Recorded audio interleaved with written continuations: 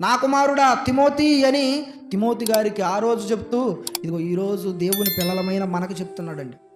ఈ మాటలే మీకెందుకు వినిపిస్తున్నాడు దేవుడు అంటే, ఇదిగోండి అపవిత్రమైన వట్టి మాటలు ఉంటాయి. అలాంటి మాటలు మీరు అస్సలు వినకండి. అది ఎవరు చెప్పినా వినొద్దు, ఎవరు చెప్పినా వినొద్దు.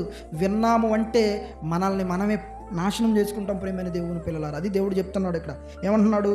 అపవిత్రమైన వట్టి మాటలకు విముఖుడవై ఉండుము. అట్టి మాటలాడు వారు మరి ఎక్కువగా భక్తిహీనులు అవుతారు. చూడండి, ఎవడైతే ఎలాంటి అపవిత్రమైన వట్టి మాటలు మాట్లాడతారో వాళ్ళు మరి ఎక్కువగా భక్తిహీనులుగా మారిపోతారు. భక్తి వారిలో ఉండదు, భయము వారిలో ఉండదు, దేవుని మీద భక్తి ఉండదు, వారు భక్తిహీనులైపోతారు. కనుక అలాంటి వాళ్ళకు మీరు ఏం చేయాలో తెలుసా? దూరంగా ఉండండి. వాళ్ళ మాటలు మీరు వినకండి.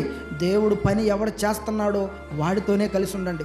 దేవుడు పనిలో ఎవరు ఉంటున్నారో, ఎవరు మంచి పవిత్రమైన క్యారెక్టర్ కలిగి ఉంటున్నారో వాళ్ళతోనే మీరు స్నేహం చేయండి, వాళ్ళ మాటలు వినండి. అది కూడా బైబిల్ ఆమోదిస్తేనే ప్రేమైన దేవుని పిల్లలారా.